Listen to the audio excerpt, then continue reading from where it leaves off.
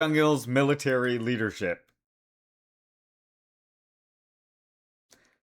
Kind of did this because I like having all my headlines consolidated in one spot, and then I just figured, why not share it with everybody?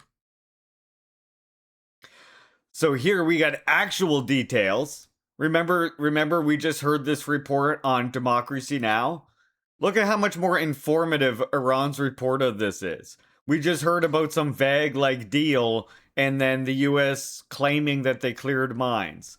Well, here's what Iran had to say about the deal on Hormuz with Oman.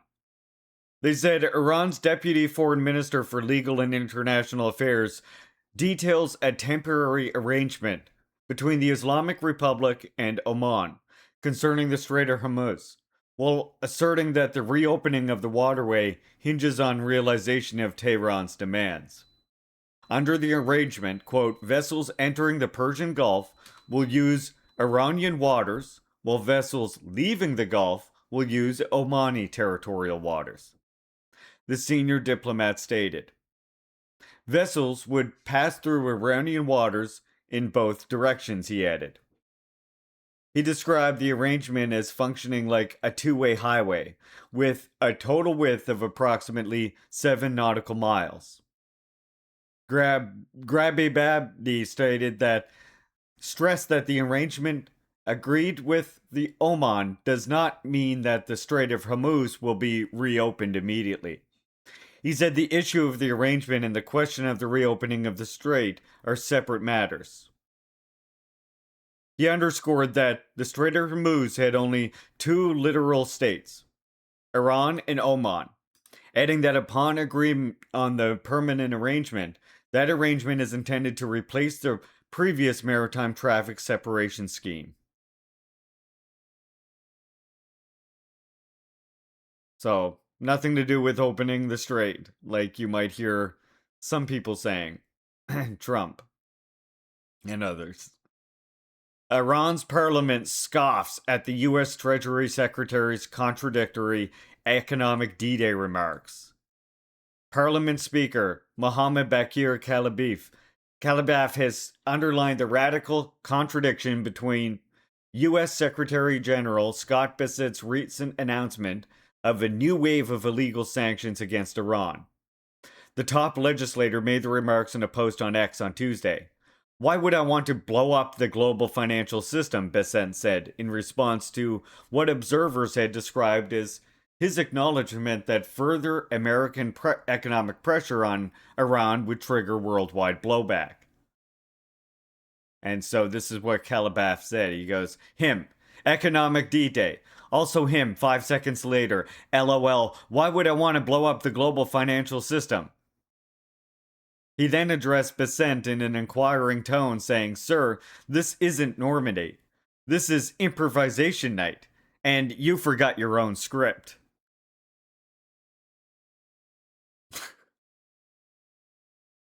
I love the dunking. And then this is the picture they shared with it too. Look at this. He's like, gotcha.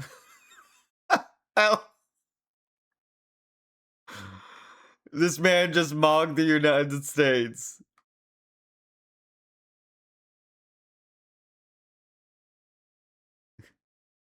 Brutal mogging of the US right there. All right, we got some Russia news here. First off, Zelensky says Ukraine getting more Patriot missiles, but needs more. Classic. Ukraine has agreed with unnamed country on delivery of a small number of missiles for Patriot air defense systems, Vladimir Zelensky said. I won't say from which country, but we have received confirmation of future deliveries, several Crow-tail air defense systems, and the missiles for them. We have also received AIM missiles, which are very important to us, and to be honest, a small number of Patriot missiles. I can't say exactly how many, but it's a small number. We need more. He told Ukrainian journalists, as cited by the UNIAN agency, TASS reports.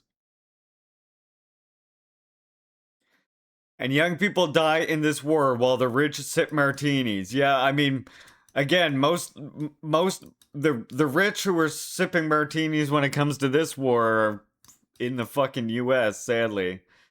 And a select few in Ukraine.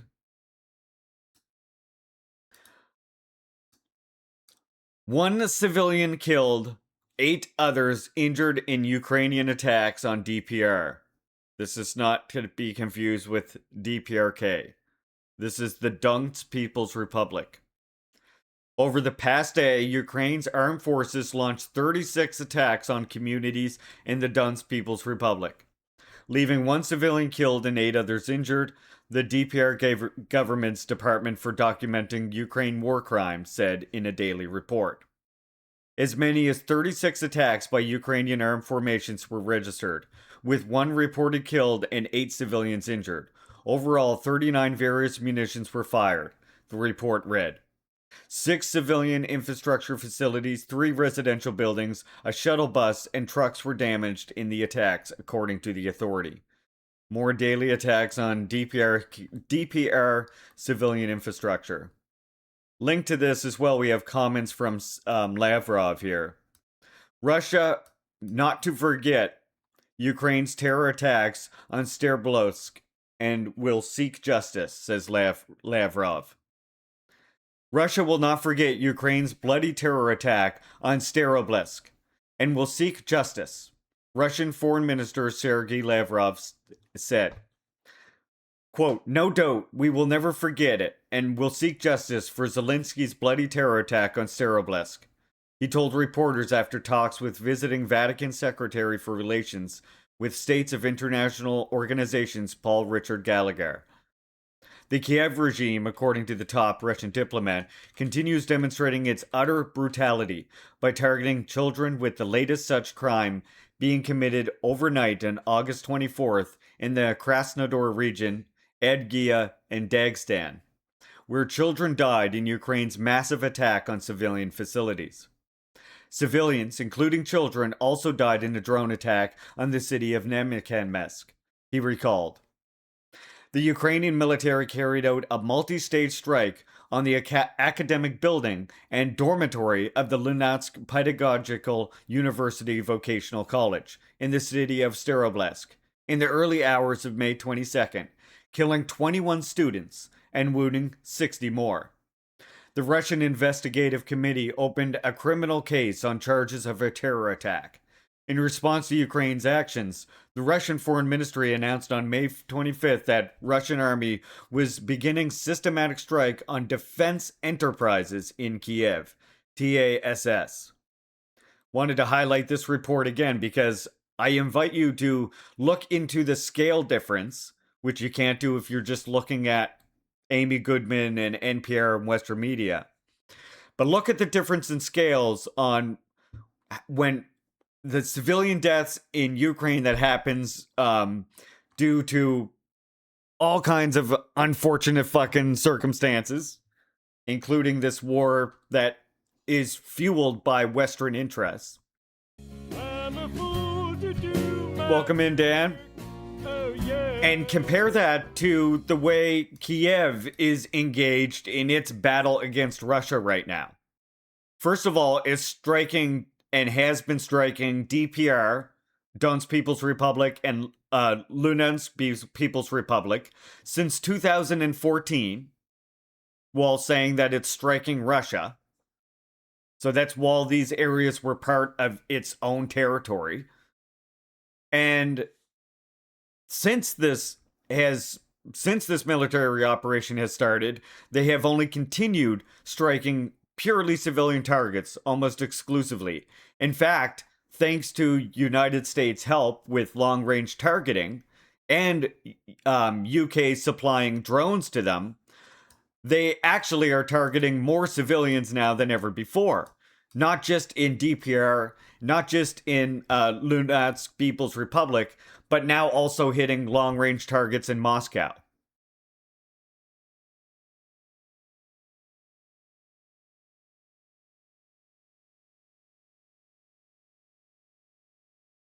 So, it's important to compare because, like I say, there's a very stark comparison, I guess, to be made between the way Ukraine is engaged in these attacks and the way Israel or the US engages in very similar attacks. Literally. In fact, I think if we go on Zelensky's page today, I think he has something to say today, didn't he? I don't think I had time to put this in the news, but I did notice.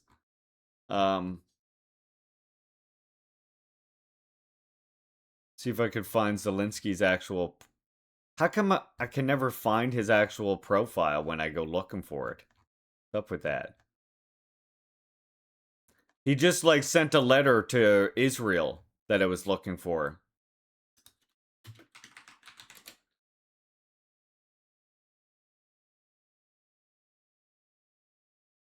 Here it is, right here. The letter that he shared that this is from Zelensky to Benjamin Netanyahu. I extend my warmest congratulations to you. Sorry, from Benjamin Netanyahu to Ukraine. And it says like your standard thing, blah blah blah, right? I extend my warmest independence to you on the 35th Independence Day of Ukraine. And then at the fucking bottom of it, there's a handwritten note from Benjamin Netanyahu here that says, "I've enjoyed meeting you. However briefly in Washington." A little, isn't that cute? A little handwritten note from Benjamin Netanyahu to Zelensky there. "I've enjoyed meeting you, however briefly in Washington," tacked on to this like boilerplate fucking note. They're best friends.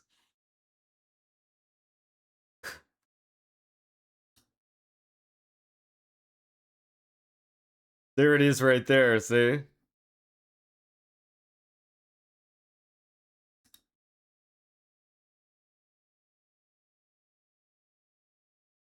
I receive warm congratulations for the people of Ukraine from Prime Minister Benjamin Netanyahu of Israel. Our countries share deep bonds between our people in the first place, but also in the economy, culture, and other areas. It is, yeah, you got that right.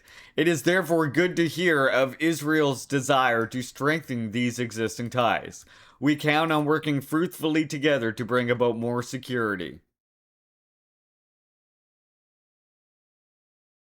What deep bonds? Fascism. The deep bonds of fascism.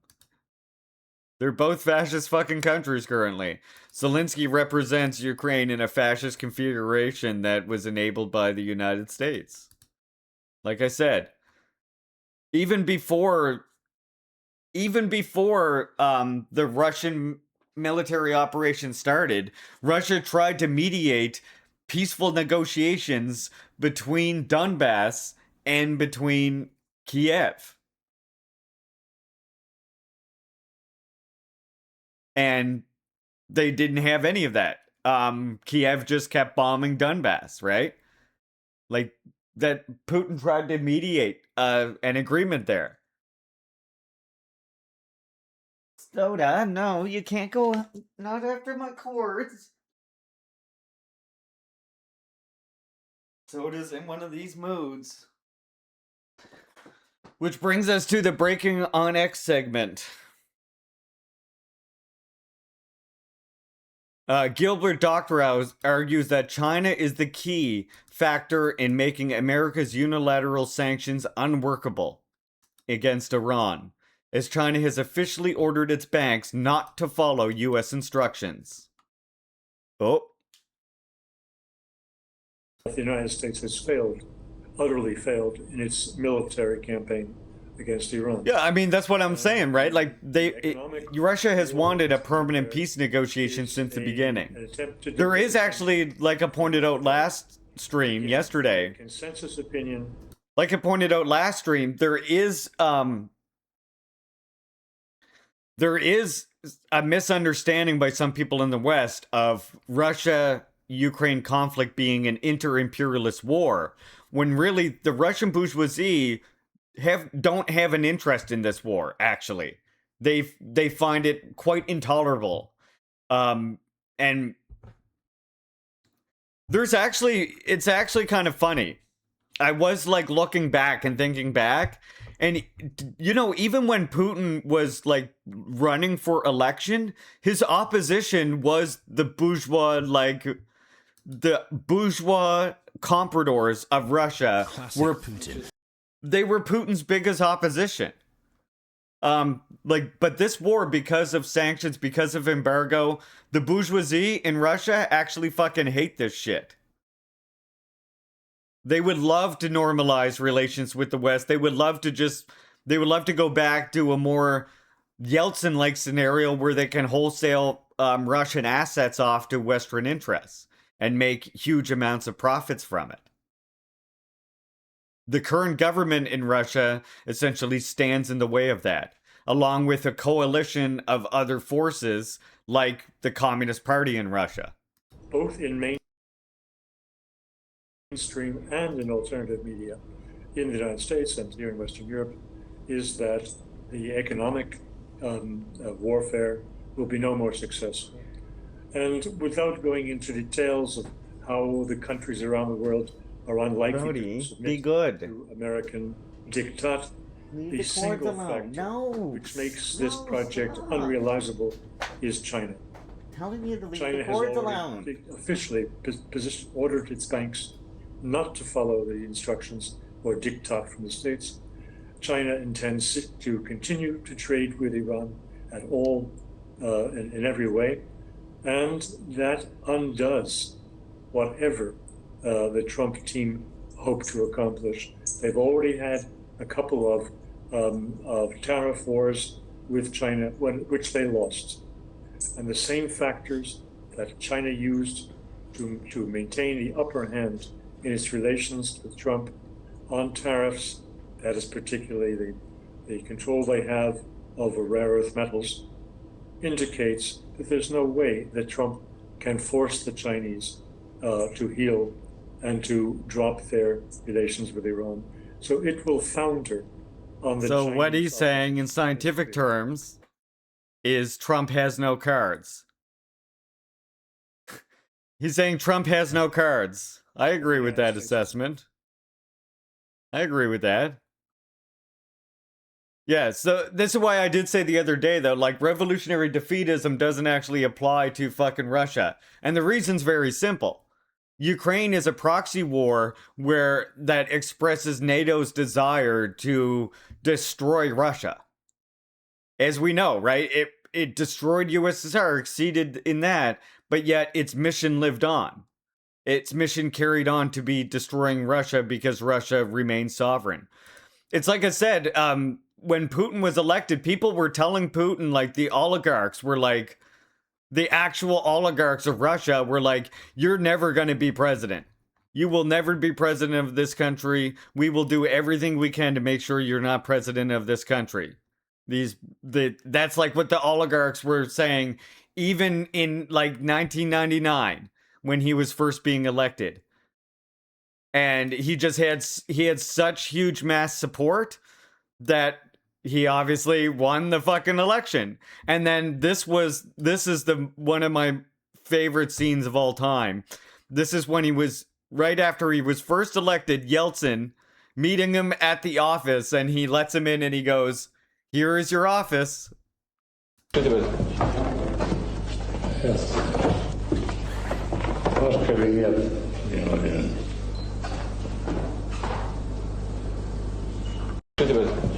It's just. Yes.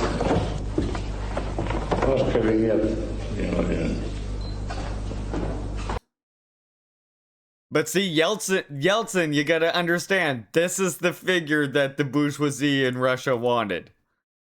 And Putin was essentially the opposition to that. And the opposition that allowed the Communist Party of Russia as well to start having a say in the Duma once again.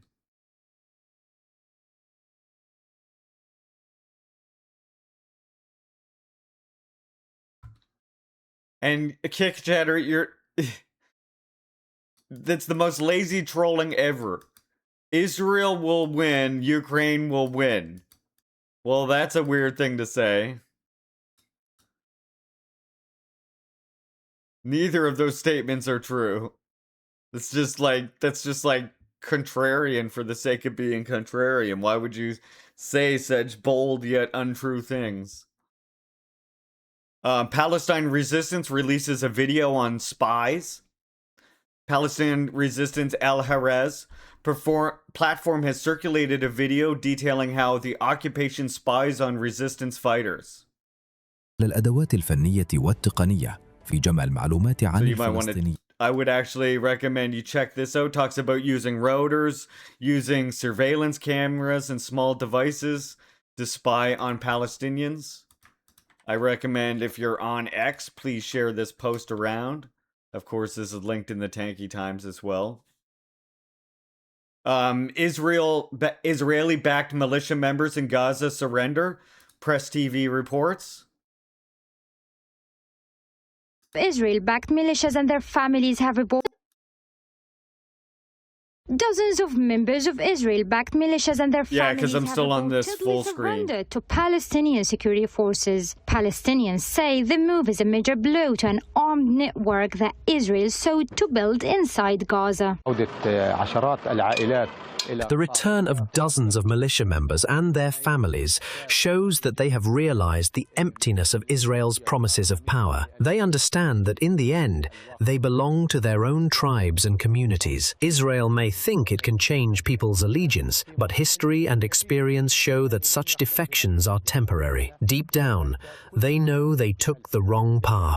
The surrender took place in Beit Lahia in northern Gaza. Dozens of armed men who worked with Israel to disrupt Gaza's internal balance have given themselves up to Palestinian security forces. But their return will not be easy. Many Palestinians see these groups as traitors for working with Israel. No tribal or family ties can justify betrayal. People will not accept anyone turning their suffering into a tool for the occupation. But this is also a chance to repent. Those who surrender peacefully and have not committed crimes will be treated accordingly. Gaza needs reconciliation and unity, not more division and bloodshed. Calls for unity have led resistance factions to accept the return of former Israel-backed militia members, but with conditions. These people joined the militia after being promised peace and prosperity beyond the so-called yellow line, but they soon realized it was an illusion. Accounts of violence, dehumanization, and looting continue to emerge. This shows the kind of environment the Israeli army is trying to create around these groups. It is especially dangerous for families. Weird how it's those who return to their communities. Weird how it's Palestinian resistance that is the ones opposing ISIS in Palestine. These militias have operated like criminal gangs. Their members have been accused of looting humanitarian aid and carrying out tasks for the Israeli army that includes abducting people from their homes and handing them over to Israeli forces. In a land where generations have been shaped by sacrifice and the blood of the martyrs killed defending it, standing by the side of the occupation and betrayal can never endure or manufacture legitimacy. Al Ibrahim for Press TV, Gaza City, Palestine. Thank you. Press TV reports on Palestine so much better than fucking Amy does. I noticed that as time goes on. I've always known it, but I want to highlight it, I should say. We got Abdul al-Sayed tells Jesse Walters that he is glad Ayatollah is dead. This is like saying you're glad the Pope is fucking dead. Like, are you for real, brother? What the fuck is going on here? But you brought up the war. Are you glad the Ayatollah is dead? Yeah, I mean, look, he was a terrible person, but that's beyond the point. The bigger... terrible person, but that's beyond the point. He was a terrible person. Video games apparently racked up 10,000 games on one website, and the message board 4chan. Like, Thank you, Hov.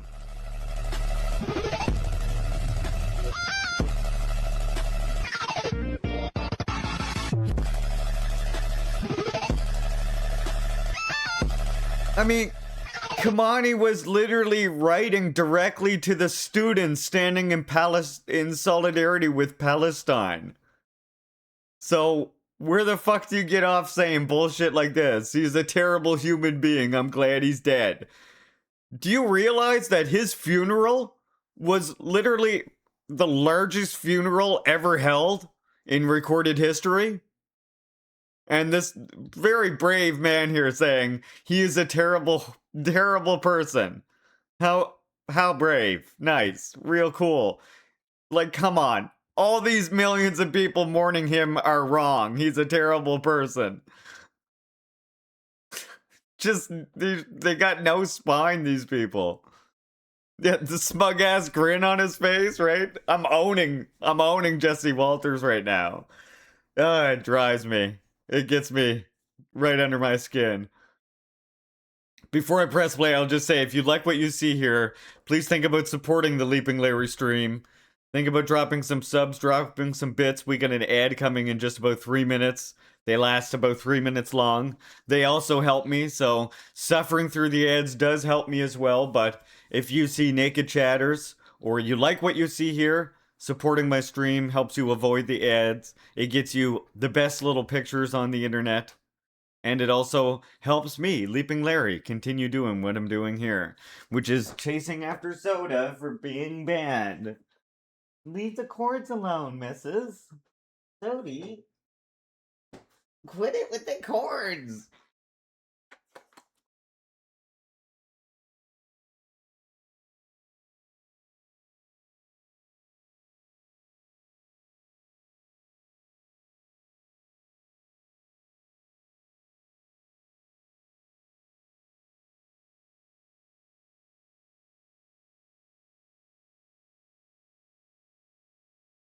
You're just obsessed with the chords.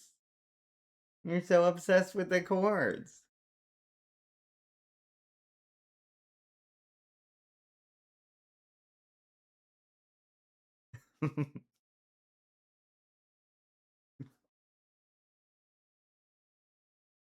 Leave the cords alone, though. No, Soda. No, leave them alone. God. What the hell?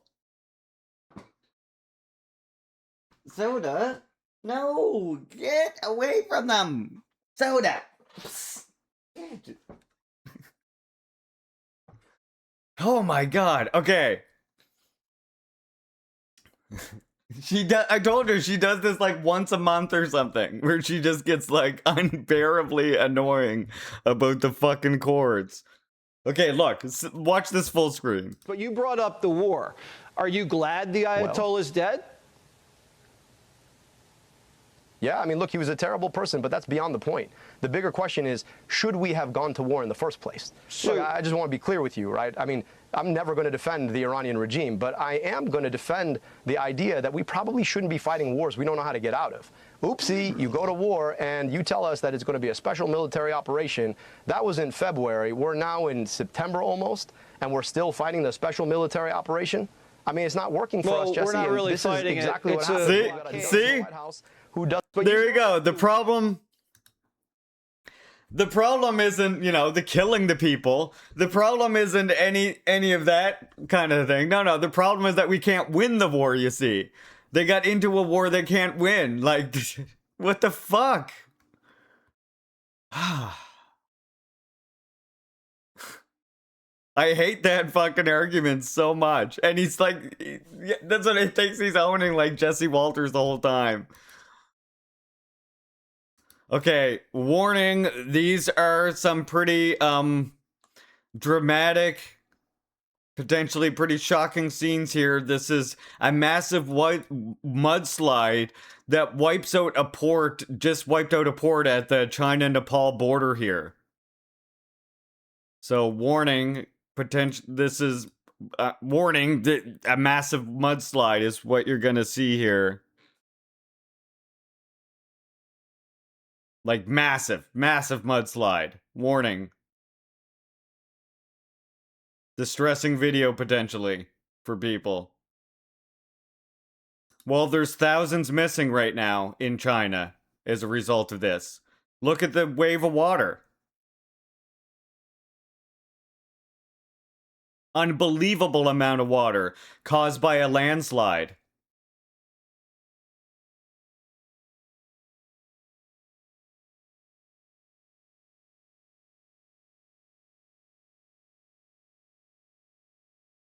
An utterly unbelievable amount of water. I have a bit more footage of this because you need to see the scale of this.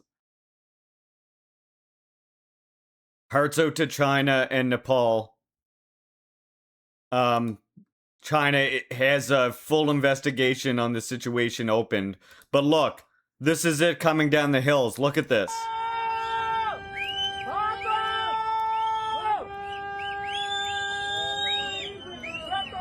Look at the look at how much water there is.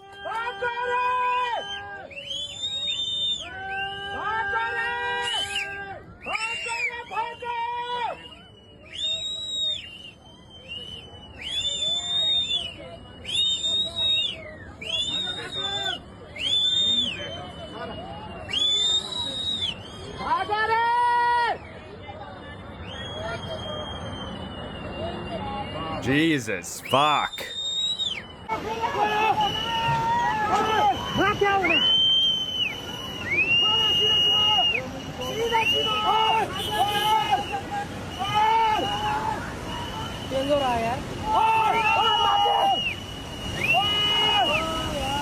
Just right over the fucking dam.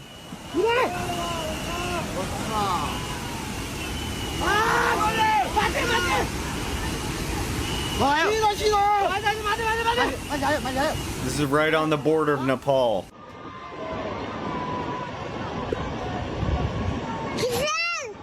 A massive amount of water. Like, there's another village here too.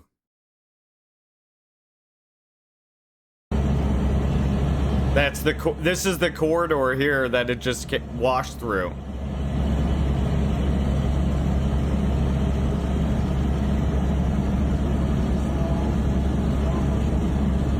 Well, it was a landslide that happened. Landslides can be extremely difficult to predict. The landslide is what then caused the wave of water to happen. When it displaced a whole bunch of water.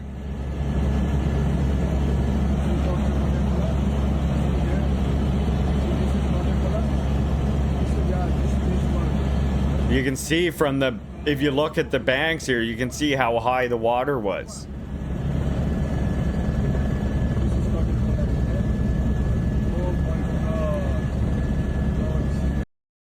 I think there was another one I had too. Yeah, see, look, you can see it here. This isn't my, like, this is while the water's flowing. This isn't mist. That's water. Right there. That's water that you're seeing. That mist, what looks like fog, is water.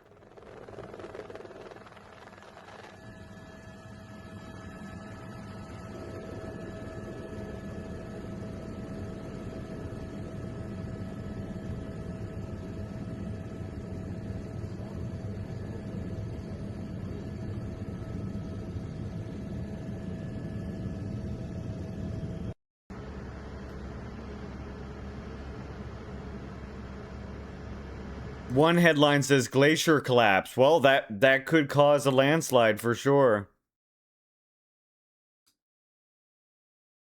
Here's live यो चाहिँ है guys यस्तो live छ ओहो पुरा dam फुटेर आयो यार पुरा चाइनाको ड्याम फुटेर आ रहेछ आमामामामामा ल यहाँ हामीले अब ओहो यार यो पुरै ड्याम फुटेर आको ड्याम फुटेर आको God. यो घर गयो यो ल This is way down river from where it started. ल त्रिशुली बजारै गयो यार ल Wash that bridge away. ओ ए सिलास यता यता आऊ यता आऊ यता यता Still getting wider. आमा यार बजारै गयो यार बसौँ त यहाँ नबसौँ ल अलि टाढा बसौँ टाढा यो पुरै ल घरहरू जम्मै गयो ल ल I mean, yeah, China has already opened massive investigations into this. Unlike in the West, where, like, there's still fucking communities that are not rebuilt from hurricanes from fucking years ago. But yeah, I wanted to make you aware of that situation. Massive flash flood on China-Nepal border. And one last lighthearted thing here. I did a little joke headline, kinda. A Nietzsche book review. Man understands Nietzsche in less than 20 pages. Nura, welcome in. Let's hear.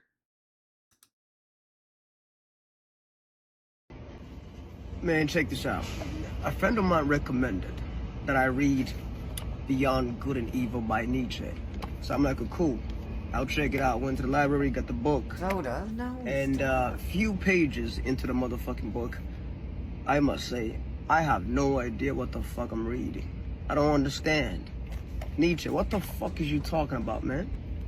Huh? It's crazy. Man, check this out. A friend of mine... And that's better than any... That is better than any fucking academic has ever understood Nietzsche. 20 pages. 20 pages. I don't know what the fuck this guy is talking about. That's the best review I've ever seen of Nietzsche. Alright, headlines from socialist countries. We got the Lao cabinet reviewing August performance, setting September priorities. Prime Minister Sonexay Simphandone chaired the government's monthly plenary meeting on August 24th to 25th, 2026 at the Prime Minister's office in Vientiane, reviewing key developments in August and setting priority tasks for September. The meeting reviewed the government's response to floods affecting 8 provinces and stressed faster recovery and infrastructure repairs. For September, priorities include strengthening border security, combating cybercrime and drugs, accelerating post-flood recovery, improving revenue collection, implementing national agenda on rural development and poverty eradication, and preparing for the new school year, and ensuring dam safety and water management. KPL. Let's go Lao.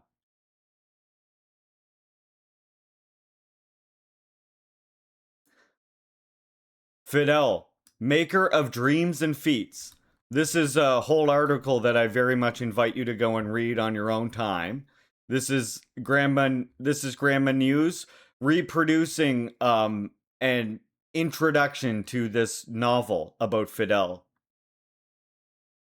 And this is written by Raul Castro Ruz right here. Grandma reproduces the prologue written by Army General Raul Castro Ruz, leader of the Cuban Revolution, to the complete collection of the selected works of Fidel Castro, his brother in blood and in struggle. Quote, the commander-in-chief dedicated his life to solidarity and internationalism, to the anti-colonial, anti-apartheid, and anti-imperialist struggle, for the emancipation and dignity of the peoples. Following his example, our fidelity to Marxism-Leninism and proletarian internationalism will remain unwavering. There is perhaps no other instance in history where the leadership of a revolution has enjoyed such overwhelming support, trust, and conscious enthusiasm from the masses as that offered by our people to their revolution, their leaders, and especially to Fidel, their beloved and undisputed leader. In 1989, he persistently warned about the possibility of the collapse of the USSR and the socialist bloc, and he assured the world that if such circumstances arose, Cuba and the Cuban Revolution would continue to defend the banners of socialism. When many in the world were betting on its end after the collapse, his leadership and close relationship with the people were decisive in ensuring that the country, in the difficult circumstances of the special period, preserved the fundamental gains achieved. A decade later, faced with the enemy's ruthless offensive, he launched a strategic counteroffensive. Grimma News reports. Hey, Leo, welcome. Yeah, this is a news article that I create for the comrades.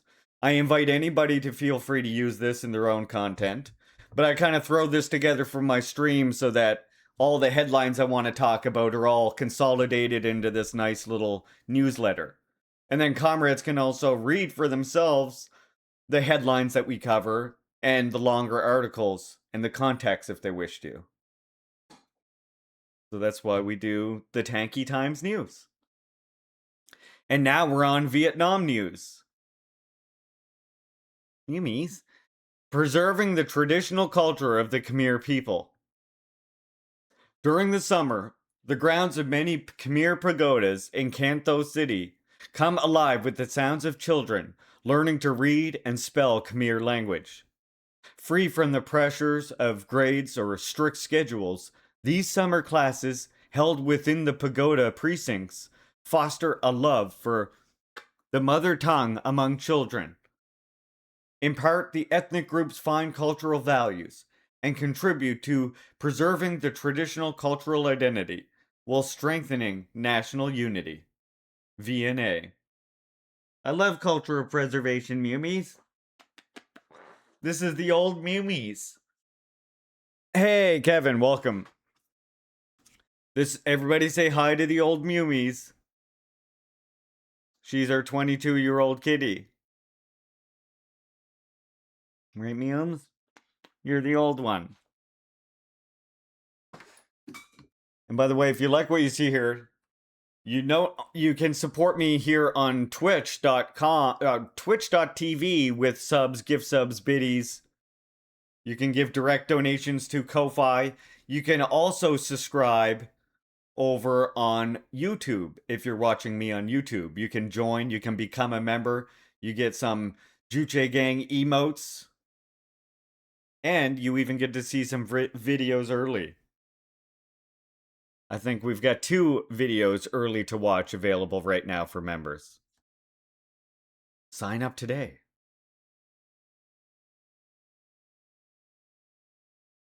It's the worst part of being a streamer, but you gotta shill for yourself. No one else is gonna do it. The Shanghai Spirit at 25. A new model for multilateral cooperation. This is an article from CGTN in China. The China-Kyrgyzstan-Uzbekistan Railway is still being built. Give treats to my pet. Let's go. Okay, Gray. I will finish this news report and then I will get the kitties a treat. But when it opens, it will link Anjian through Kyrgyzstan to China's Xinjiang, cutting the travel time and pulling Eurasia closer together. The railway is one of many examples of the Shanghai Cooperation Organization members turning political trust built over the years into practical cooperation. Today's connectivity efforts trace back to the cooperative approach that shaped the SCO from the start. In the early 90s, China, Russia, and the newly independent Central Asian states faced the challenge of managing their borders. In 1996, the 5 countries, China, Russia, Kazakhstan, Kyrgyzstan, and Tajikistan, met in Shanghai and agreed to build military trust along their shared frontiers. The next year, in Moscow, they went further and cut forces in the border areas. Uzbekistan joined in 2001, and the Shanghai Five became the Shanghai Cooperation Organization. Lasting stability only works if countries trust each other. Out of that experience came what everyone calls the Shanghai Spirit: mutual trust, mutual benefit, equality, consultation, respect for the diversity of civilizations, and the pursuit of common development. It marked a post-Cold War strategy of dealing with one another that favored finding consensus instead of lining up in opposing blocs. 25 years later, that approach has spread well beyond security. The SCO is now the world's largest regional organization. In a time of rising global tensions and uncertainty, many Global South countries want a bigger say in how the world is run. The SCO has brought together states with different interests and cultures together. At 2025 Tianjin Summit, China put forward the Global Governance Initiative, calling for a more just system of global governance. The initiative has since gained support from nearly 160 countries and international organizations. The SCO's role in global governance is reflected in the direction of the next stage of development. It's focusing on a wider agenda, strengthening strategic trust, supporting dialogue over confrontation, advancing connectivity, and contributing to a more democratic and just multipolar world. China has already started turning the talk into actions. In the year since Tianjin, 7 new platforms have been set up, covering green industry, the digital economy, science, and technology. Hi, Mumes! Energy, higher education, vocational training, and artificial intelligence. Together, they produce more than 160 concrete projects. All right, I'll get you a treat while we watch the video. Oh wait, yeah, while we watch the video. How about that, Mumes? How about that, Mumies? Let's get her. The Shanghai Cooperation Organization, or the SCO. It's the international organization named after the city where its story began. Shanghai, a global metropolis built on trade, connectivity, and exchange, has also lent its name to an organization built around another kind of connection, trust between countries. That idea is known as the Shanghai Spirit. To understand the Shanghai Spirit, we have to go back to a time before the SCO even existed. In the early 1990s, the Cold War had ended, but a new challenge had emerged. China, Russia, and the newly independent Central Asian states were facing a new geopolitical reality and an urgent need to clarify their borders. In 1996, China, Russia, Kazakhstan, Kyrgyzstan, and Tajikistan came together in Shanghai and agreed upon deepening military trust in border regions. Regular meetings among the Shanghai Five created a new mechanism for dialogue. With Uzbekistan joining in 2001, the Shanghai Five evolved into a broader regional organization, the SCO. The Shanghai Spirit has existed since the beginning of the SCO, as written in the Establishment Declaration, which states it was formed in the process of the Shanghai Five development and is an invaluable asset gained by the countries of the region over the years of cooperation. 上合组织是一个新型的国际组织，它是奉行上海精神，互信、互利、平等、协作，尊重多样文明，谋求共同发展。 The Shanghai Spirit offered an alternative to Cold War mentality, one built not around confrontation, but around dialogue, consensus, and cooperation. And over the past 25 years, that approach has attracted more countries. Now the SCO has expanded to 10 member states, accounting for nearly half of the world's population and a quarter of the world's land area. ШОС выходит на передовые позиции, страны ШОС выходят на передовые позиции в мире. Они выдвигают новые стандарты взаимоотношений. Это стандарты, прежде всего, справедливого, многостороннего, равного развития отношений. Some of the SCO's most significant steps took place in China. In 2025, the Tianjin Summit mapped out a strategic blueprint for the organization's development over the next decade. Leaders of member states also signed an agreement to establish 4 security centers, expanding cooperation from countering traditional threats to areas such as information security, transnational crime, and drug control. The Universal Center, based in Tashkent, is set to succeed the existing Regional Anti-Terror Structure Executive Committee. Remember how the SCO began, with countries working together to address terrorism, separatism, and extremism. Now the security collaboration is being upgraded with a more comprehensive security framework. 天津峰会上揭牌的4大安全中心，其实它是构建了一个分层的、协同的、立体化的安全治理的一个框架。那么在比什凯克峰会上呢，我想呢，应该进一步来推动这个安全机制的落地。比如说，我们可以展望到，在这个过程当中呢，我们可以进行制度化层面的建设。Once countries build confidence, the next question is what they can develop together beyond security. That's where connectivity comes in. Take the much anticipated China-Kyrgyzstan-Uzbekistan railway.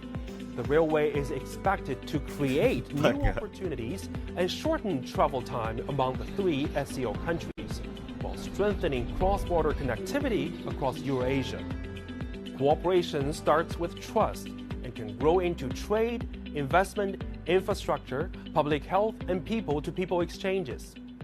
SCO provides us the models. SCO provides us. They love those. That's their favorite treats. The lickums. The platform, which now is becoming vital given the prevailing geopolitical. I mean, this is what you can do when you're. SCO is expected. I guess when your economy is geared towards serving people instead of a handshake in Shanghai 25 years a small group of bourgeoisie who actually have an interest in like ruling the entire world in a cartoonishly evil manner.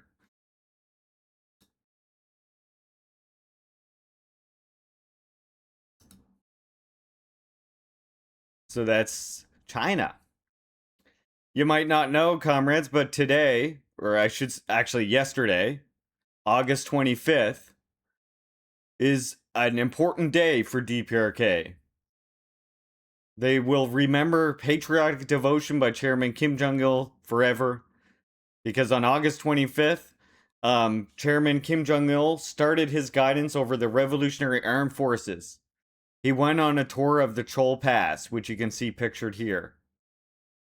Chol Pass reminded us of the venerable image of Chairman Kim Jong-il, who ceaselessly covered his journey to the front, shouldering the destiny of the country and the people. Chol Pass is a rugged mountain road of 99 curves, which is 677 meters in elevation and covers 80 ri in total, descending and descending. Every curve of the pass is associated with touching stories. On May 10th, 1965, the chairman went over the pass for the first time. That day, the chairman, who ascended the pass accompanying President Kim Il-sung, highly appreciated the heroic fighting feats of transport soldiers of the People's Army and the people in Gangwon Province, who fully ensured the successful wartime transport in the period of the Fatherland Liberation War, and gave precious instructions to the accompanying officials on intensifying education among soldiers to make them follow the fighting spirit of the wartime generation. Since then, the chairman went over this rugged pass 18 times for the sake of the beloved country and the people. He went over the pass with a do-or-die will to firmly defend the country, associated with the noble life of the president and her people from the aggression of the imperialist forces by devoting his all. There were times when he personally drove over the pass, saying that the Supreme Commander should drive in person to acquaint himself with the front road. Indeed, he left his sacred traces in the pass all year round. Thanks to his ceaseless front journey, Guards' divisions were imbued with an ever-invincible strength, and the courage and posts across the country strengthened more firmly into fortresses, which no enemy dares to provoke. There is a Trollrung revolutionary site at the top of the pass. And there's the mountain road right there that the comrade traveled over 80 times in his life.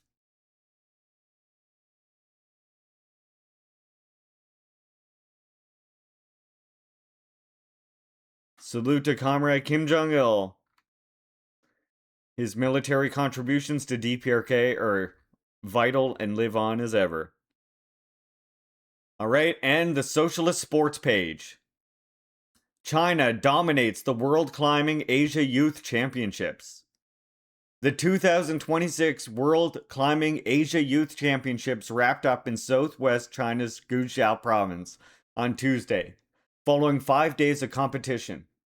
The host nation topped the medal table with 10 golds, 9 silvers, and 3 bronzes, a tally that underlined the event in Guiyang as the continent's benchmark for youth climbing. This year's program showcased the U17 and U19 age groups, with separate men's and women's divisions across the boulder lead, speed, and newly introduced speed relay categories, following the latter's official integration into the World Cup circuit. The speed remained of particular strength for the home country, as China claimed 4 golds, 4 silvers, and 2 bronzes in the individual events.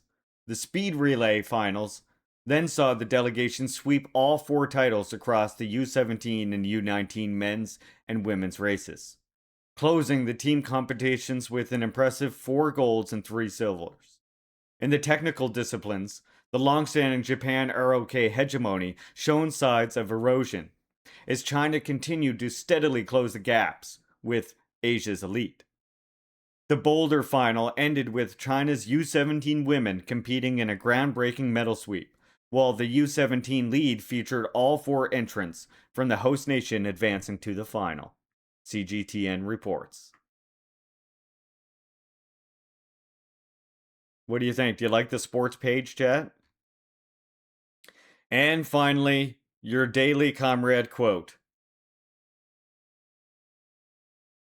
Why should we be misunderstood by others that we are advocating nationalism when we created the wonderful Juche idea of universal importance that has inherited and developed the progressive ideologies of mankind? It is wrong to think that only natural sciences have continuity in their development. Social sciences and philosophical thoughts also develop continuously. We should always consider all things and phenomena from the viewpoint of development. All things have 2 aspects, inheritance and innovation. To observe only one aspect is a metaphysical viewpoint. Kim Jong-il. And that's your Tankie Times